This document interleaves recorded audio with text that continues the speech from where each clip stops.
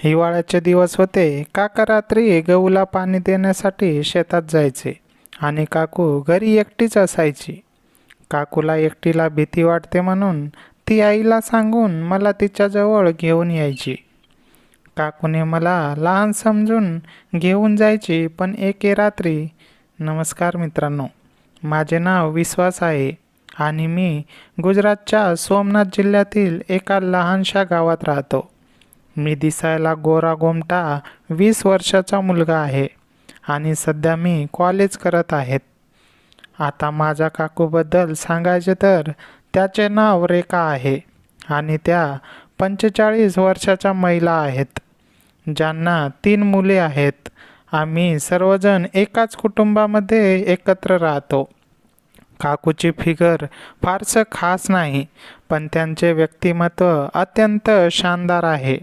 मी प्रत्येक वेळी त्यांचे व्यक्तिमत्व पाहून भारावून जातो. तर आता थेट गोष्टीकडे वळूया. ही गोष्ट 2023 मधील हिवाळ्याच्या दिवसातील आहे. आमच्या गावात शेत आहे, ज्यामध्ये हिवाळ्याच्या हंगामात आम्ही गहू पेरला होता. तर त्या दिवसात काका रात्री शेताच्या देखभालीसाठी जेवण करून निघून जायचे आणि तिथेच झोपायचे.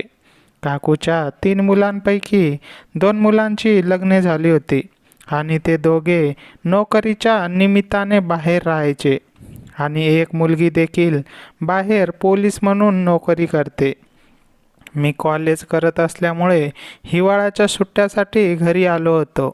मी घरातील लहान मुलगा असल्यामुळे सगळे माझ्यावर खूप लाड प्रेम करायचे. तर झाले असे की काका शेतात गेल्यामुळे रेखा काकूला एकटे झोपावे लागायचे आणि त्यांना एकटेपणाची भीती वाटायची, ज्यामुळे त्यांना रात्री झोपही येत नव्हती.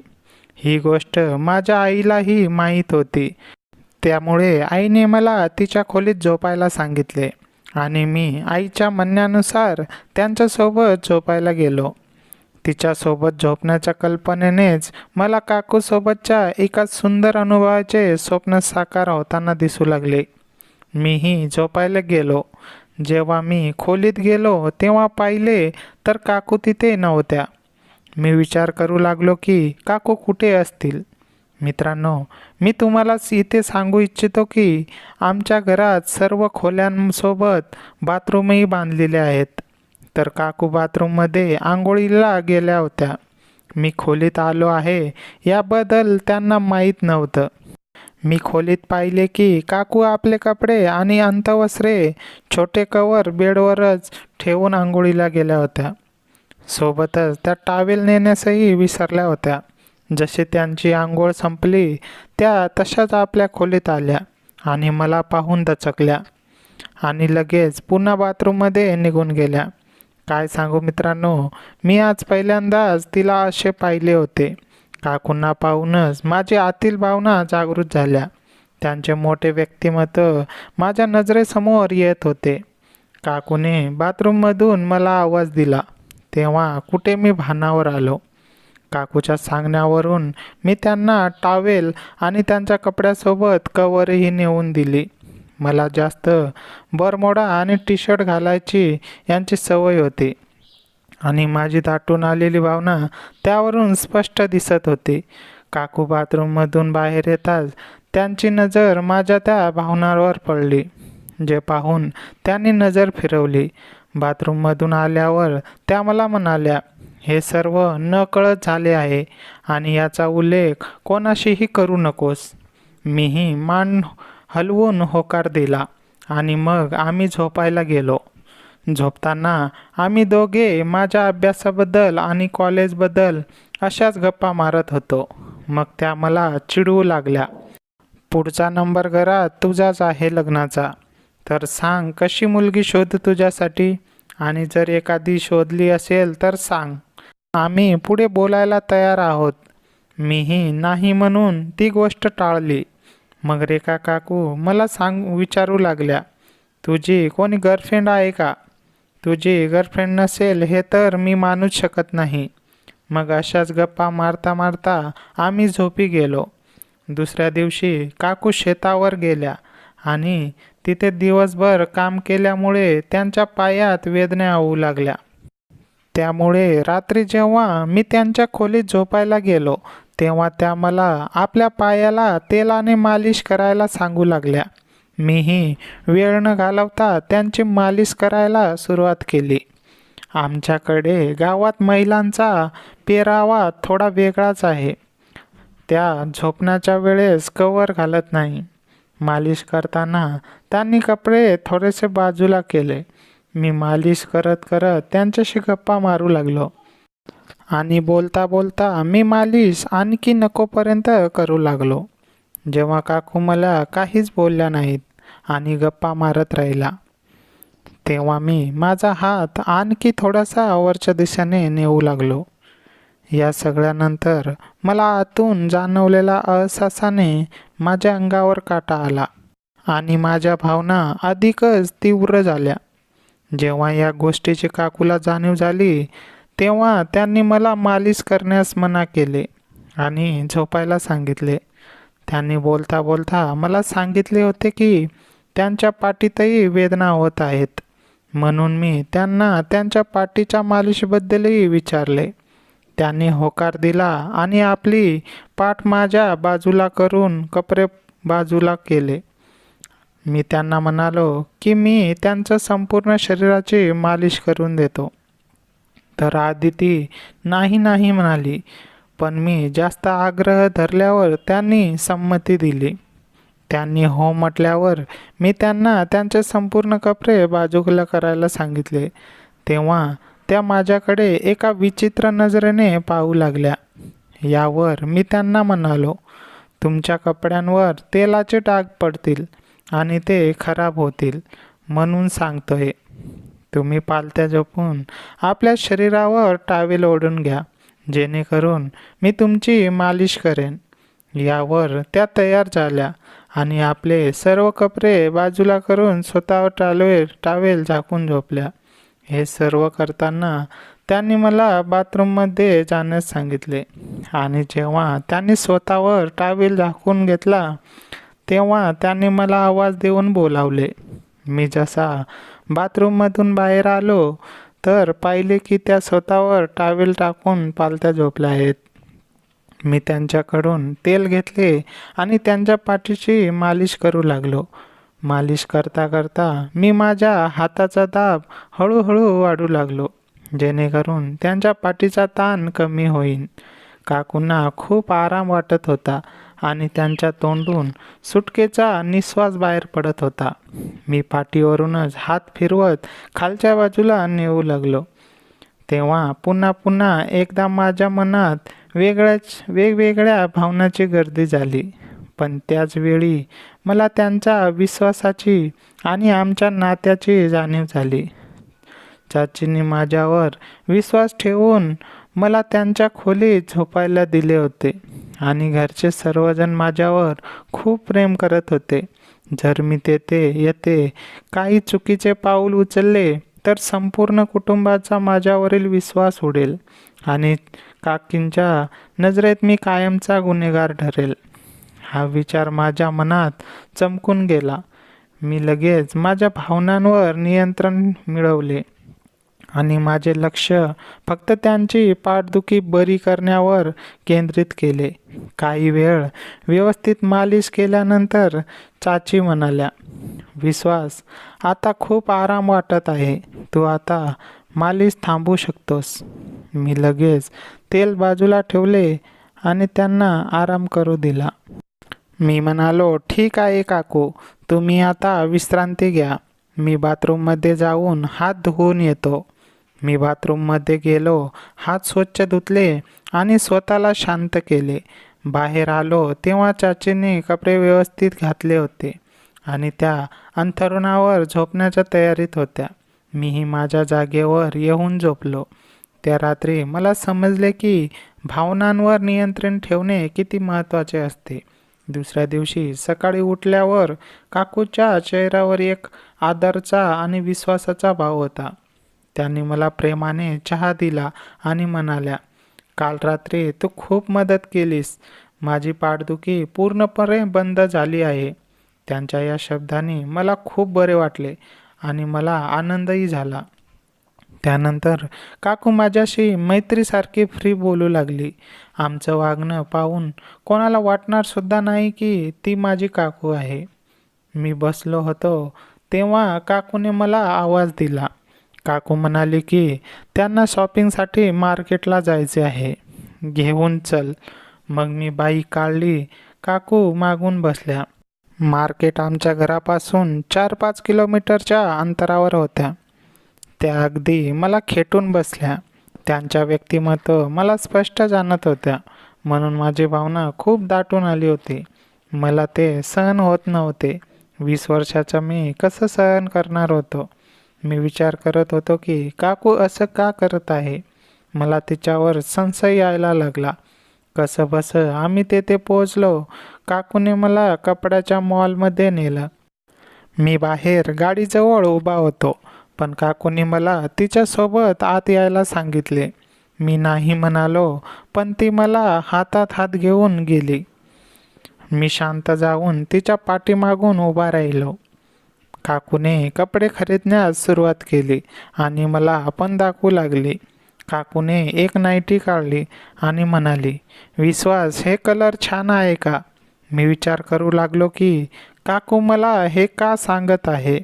पण हदच पार तेव्हा झाली जेव्हा काकूने एक कवर काढली आणि मला म्हणाली, विश्वास, हे मला परफेक्ट येईन का? तेव्हा मी तिला म्हणालो, काकू, तू मला हे सर्व का विचारत आहेस? हे तू स्वतः पण घेऊ शकतेस. तेव्हा काकू म्हणाली, एवढा का लाजतोस? उद्या तुझं लग्न होईल तेव्हा तुला सोपं जाईल. आणि आता तर आपण एक मित्रासारखे आहोत. मला काही समजत नव्हते. मग सर्व लागेल ते वस्तू घेऊन आम्ही घराकडे परतलो. जाताना पण तोच प्रकार झाला. काकू अगदी मला खेटून बसली. मग आम्ही घरी पोहोचलो. त्या दिवशी रात्री जेव्हा पुन्हा झोपण्याची वेळ झाली तेव्हा काकूने मला हाक मारून त्यांच्या खोलीत बोलावले. मी खोलीत गेलो आणि पाहिले तर ती यावेळी अगदी मोकळ्या वातावरणात कोणत्याही संकोचाशिवाय गाढ झोपलेल्या तयारीत होत्या. त्यांच्या चेहऱ्यावर कालच्या विश्वासाची आणि आरामाची एक वेगळीच छटा होती. त्याने हे सहन आणि मोकळे रूप पाहून माझ्या मनात पुन्हा एकदा भावनांचा कळोच उठू लागला. हिवाळ्याच्या त्या शांत रात्री खोलीतील वातावरण अगदी गंभीर वाटत होते आणि मला स्वतःवर नियंत्रण ठेवणे कठीण जाऊ लागले. मी तिथेच बेडच्या बाजूला उभा राहून विचार करत होतो. तितक्यात काकूने डोळे उघडले आणि माझ्याकडे पाहिले. माझ्या चेहऱ्यावरील अस्वस्थता बहुधा त्यांनी ओळखली असावी. त्यांनी हसून मला जवळ बोलावले आणि माझा हात धरून मला आपल्याजवळ ओढले. त्या म्हणाल्या, विश्वास, इतका काय विचार करतोस? घाबरू नकोस, ये आणि इथे बस. त्यांच्या त्या मायेच्या आणि जवळ ओढण्याच्या कृतीने माझ्या मनातील भीती थोडी कमी झाली, पण माझी भावना अधिक दाटून आली. मी काकूंजवळ बेडवर बसताच खोलीतील शांतता अधिकच गडद झाली. काकूंनी माझा हात सोडला नाही. उलट त्यांनी हलकेच हसून मला म्हटले, काल तुझी मालिश खूप छान होती. माझ्या शरीराचा सगळा थकवा निघून गेला. पण आज दिवसभर बाजारात हिंडल्यामुळे माझे पाय आणि खांदे पुन्हा जाम झाले आहेत. तू पुन्हा एकदा थोडी मालिश करून देतोस का? काकूंचा हा प्रश्न ऐकून माझ्या मनात आधीच सुरू असलेला भावनांचा कळोख अधिकच तीव्र झाला. काल रात्री ज्या विश्वासाच्या आणि मर्यादांच्या गोष्टीने मला रोखले होते, आज बाजारातील काकूंचे ते वागणे, तो हातात घेतलेला हात आणि आता हा एकांतात पुन्हा केलेला आग्रह यांच्यापुढे माझ्या मनातील संयम डळमळीत होऊ लागला होता. मी टेबलावर ठेवलेली तेलाची बाटली हातात घेतली. काकूंनी मागच्या वेळेप्रमाणेच कोणताही संकोच न बाळगता स्वतःवरील कपड्यांची मर्यादा शिथिल केली आणि त्या बेडवर पालथ्या झोपल्या. मी जेव्हा आपल्या हातावर तेल घेऊन त्यांच्या पाठीवर लावायला सुरुवात केली तेव्हा माझे हात हलकेच थरथरत होते. काकूंच्या शरीराचा स्पर्श होताच माझ्या 20 वर्षाच्या रक्तातील उबळ आणि भावना इतक्या टोकाला पोहोचल्या की मला आजूबाजूच्या कशाचेच भान राहिले नाही. काल रात्री ज्या विचाराने मला रोखले होते ते सर्व विचार आता बाजारातील त्या नाईटी आणि कव्हरच्या खरेदीच्या आठवणींसमोर वाहून गेले. काकूंच्या तोंडून निघणारे सुटकेचे सुस्कार आणि कानात पडत होते आणि माझ्या हाताचा दाब पाठीवरून हळूहळू खालच्या बाजूला सरकू लागला. यावेळी मी स्वतःला रोखण्याचा कोणताही प्रयत्न केला नाही. माझा हात पाठीची मर्यादा ओलांडून अधिक पुढे गेला. जेव्हा माझा स्पर्श अधिक तीव्र आणि थेट झाला तेव्हा काकू एकदम दचकल्या, पण त्यांनी मला पूर्णपणे दूर ढकलले नाही. माझ्या श्वासांचा वेग वाढला होता आणि माझ्या मनात आता कोणत्याही भीतीला जागा नव्हती. काकूंनी वळून माझ्याकडे पाहिले. त्यांच्या नजरेत एक संभ्रम आणि आश्चर्य होते, पण मी त्या नजरेकडे दुर्लक्ष करत त्यांच्या जवळ जात त्यांना आपल्या कचाट्यात घेतलं. वर्षानुवर्ष जपलेला तो कौटुंबिक आणि विश्वासाचा पडदा आता हिवाळ्याच्या रात्री आम्हा दोघांमधील वाढत्या जवळीकामुळे पूर्णपणे बाजूला सारला गेला होता आणि मी माझ्या भावनांच्या प्रवाहामध्ये पूर्णपणे वाहून गेलो होतो. माझ्या वाढलेल्या श्वासांची गती आणि हातांचा स्पर्श पाहून काकूंच्याही मनात एक वेगळीच घामघेल सुरू झाली होती. त्यांनी मला थांबण्याचा एक छोटासा प्रयत्न केला, पण माझ्या नजरेतील ती तीव्र भावना पाहून त्यांनाही स्वतःला पूर्णपणे झोकून दिले. खोलीतील तो मंद प्रकाश आणि हिवाळ्याची ती थंड रात्र जणू आम्हा दोघांना भेटीसाठीच थांबली होती. मी हलकेच त्यांच्या जवळ गेलो आणि त्यांना आपल्या कचाट्यात घेतलं. यावेळी त्यांच्या शरीरात कोणतीही भीती नव्हती, तर एक वेगळीच उबदारता जाणवत होती. तिने वेळ न घालवता लगेच माझ्या ओठांवर ओठ टिकवले. 5-10 मिनिटानंतर मला पण तिची एकटेपणाची भूक समजून गेली आणि मी पण तिच्या गालावरून हळूच हात फिरवला. ती शहारली. तिचे श्वास वेगात वाढायला लागले. तिच्या गळ्याचा खालचा भाग खाली वर होऊ लागला. मी लगेच तिच्या ओठांवर ताबा घेतला आणि पापी घेऊ लागलो. तिने डोळे बंद केले. आता काकूसुद्धा मला प्रतिसाद देऊ लागले. काकूला खूप दिवसांपासून हे सर्व मिळणार होते, म्हणून ती अधिकच शहारत गेली. मी तिच्या मानेवर पापी करायला सुरुवात केली. एक हाताने तिच्या सुंदर व्यक्तिमत्वाला स्पर्श करू लागलो. ती प्रभावित होऊन जुळबुळ करायला लागली. हा खेळ 10 मिनिट चालला. काकू आता रंगात आली होती. ती उत्तेजित होण्यास सुरुवात झाली होती. ती सळसळत होती. तिचे आवाज येत होते. ती सुस्कारे टाकीत होती. मी अधिकच वेगाने स्पर्श करत होतो. माझ्या हरकतीने ती आता प्रचंड प्रभावित झाली होती. ती जोरजोरात श्वास घेत होती. माझी भावना खूप दाटून आले होते. तिचे सुंदर व्यक्तिमत्व हाताळायला लागलो. ती उसळत जोरजोरात श्वास घेत होती. ती खूप उत्साहित झाली होती आणि फुल रंगात आली होती. मी सांगितलेल्या प्रेमाने ती पोझिशन घेतली.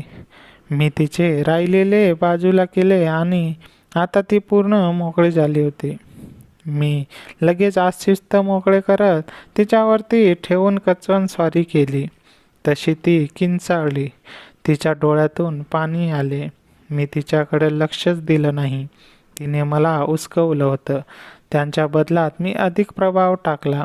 काकू ओरडली. मग मी तिच्या व्यक्तिमत्वाला हाताळत तिला पापी करत शांततेतील गोष्टी केलं. ती शांत झाली. मग हळूहळू मी हालचाल करू लागलो. तशी काकू आनंदाने डोळे मिटू लागली. ते सुंदर क्षण ती आता अनुभवून सुखावून जाऊ लागली. मी आता तळ गाठू लागलो. तशी ती मादक सुस्कारे टाकायला लागली. माझी एक लयीत हालचाल होत होती आणि ती स्वर्गीय क्षण साठवत होती. ती माझ्या अस्तित्वाचा पुरेपूर आनंद घेत होती. काकू म्हणाली, काय रे तुझी ताकद? तुझ्या काकापेक्षा 4 पट जास्त ताकद आहे. खरंच आहे, जग जसं दिसतं तसं नसतं हे मला आज समजलं. मी म्हणालो, तुम्हाला अजून पाहायचं आहे का? असे म्हणून मी तिच्या जीवनात जास्तच प्रभाव टाकायला लागलो आणि ती वेडावून गेली. ती खूपच मादक आवाज करायला लागली. मीही खूप चवताळून तिच्या जीवनाचा तळ गाठत राहिलो. मला काही भान राहिलं नव्हतं, कारण मला एक अप्रतिम सुख मिळत होतं. तिच्या चेहऱ्यावरचे भाव सारखे आनंदाने बदलत होते. माझ्या चेहऱ्यावर घामाचे दवबिंदू साठू लागले होते, पण मी सारखा हलचल करत होतो आणि त्या स्वर्गीय चापेकळीचा आनंद घेत होतो. ती नुसती मादक सुस्कारे टाकून त्या सुंदर क्षणाचा आनंद घेत होती. तिचा चेहरा आनंदाने उजळून निघाला होता. माझे अस्तित्व ती तिच्या सुंदर जीवनात अनुभवत त्या क्षणाचा पुरेपूर आनंद घेत होती. ती मध्येच डोळे मिटून बोलत होती, अरे काय सुख देतोस रे तू. तू तर छोटा पाकिट बडा धमाका निघालास. मग मी अधिकच हलचल करत आनंद घेत होतो. शेवटी काकू त्या उत्कृष्ट सुंदर क्षणापर्यंत येऊन पोचली. तिच्या चेहऱ्यावर एक प्रकारचे समाधान प्रसरले होते. ती आनंदात दिसत होती. तिच्या चेहऱ्यावरचे भाव बदलत हळूहळू तिची पकड मजबूत होत होती आणि ती शांत झाली. मी इकडे तिचा पूर्ण ताबा घेतला होता आणि हलचल वाढत होतो. काही वेळातच मला स्वर्गात पोचल्यासारखं वाटू लागलं. ते उत्कट क्षण जवळ येत माझा बांध फुटला आणि मी तिच्या जीवनात आनंदाचे रंग उडू लागलो. मला स्वर्गात तरंगत असल्यासारखं वाटू लागलं. डोकं एकदम हलकं हलकं वाटू लागलं. मनावरचं दडपण दूर होऊन एक प्रकारचं समाधान आणि सुख वाटत होतं. काकूच्या चेहऱ्यावर अनामिक सुख आणि आनंद झळकत होता. मी शांत होऊन स्मित करत होते. तिने माझ्या केसांवरून हात प्रेमाने फिरवला आणि म्हणाली, खरंच विश्वास, आज मला तू जीवनातलं अप्रतिम सुख दिलं आहेस. असं सुख आणि समाधान मला आजपर्यंत मिळालं नाही. मी आनंदाने खुश होत म्हणालो, तुझ्यासारखी सुंदर काकू असल्यावर मलाही आता कसलीच फिकर नाही. आज मला माझ्या भावना मोकळ्या करून खूप आनंद झाला. खरंच तुझ्यासारखी काकू असणं म्हणजे खूप भाग्य लागतं. खरंच काकू, मी खूप भाग्यवान आहे की तुझ्यासारखी काकू मला मिळाली.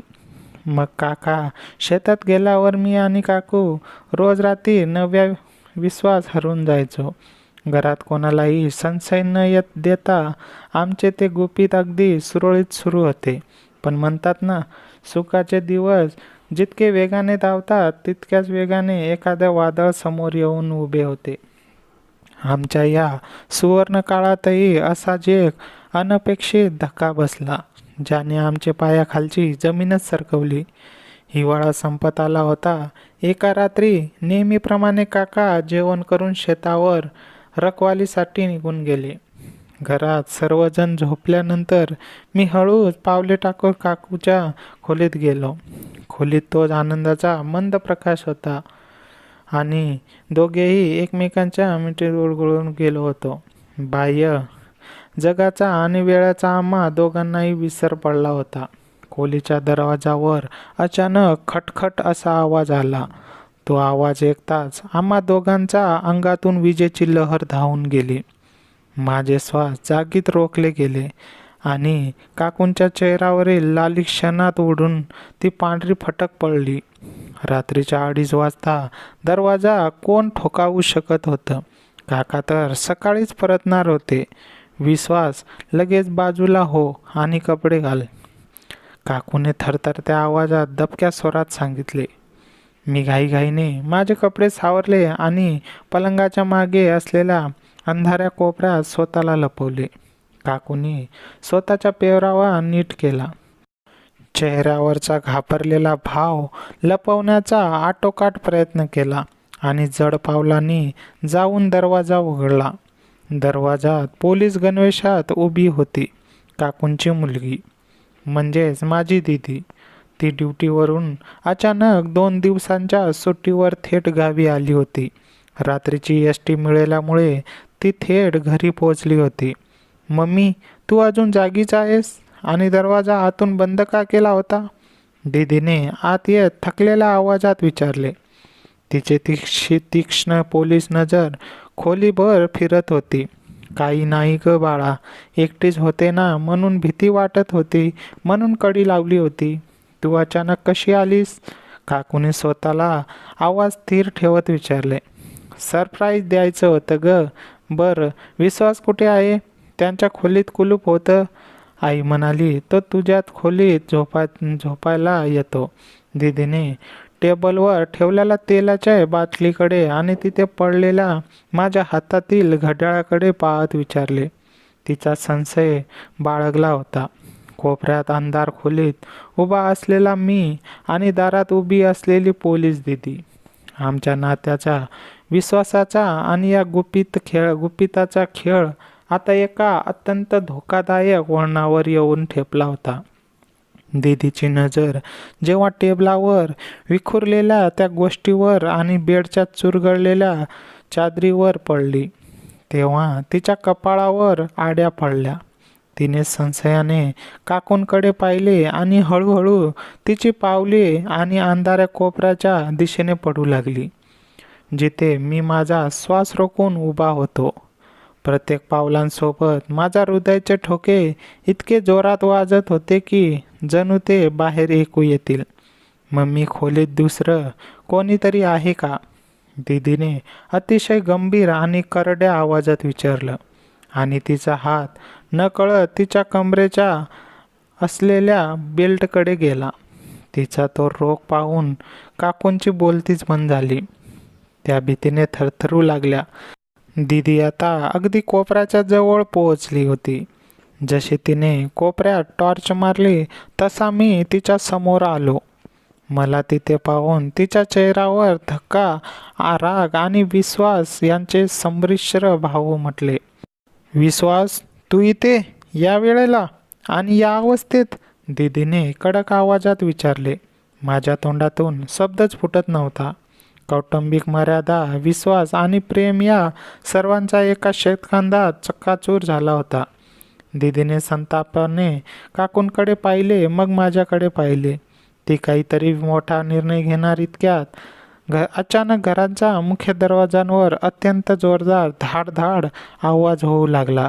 या मध्यरात्री आता मुख्य दरवाजावर कोण आले होते? तो आवाज इतका भयानक होता की आम्ही तिघेही जागीत थिजून गेलो. त्या आवाजासोबतच बाहेरून लोकांच्या ओरडण्याचा आणि रडण्याचा आवाज येऊ लागला.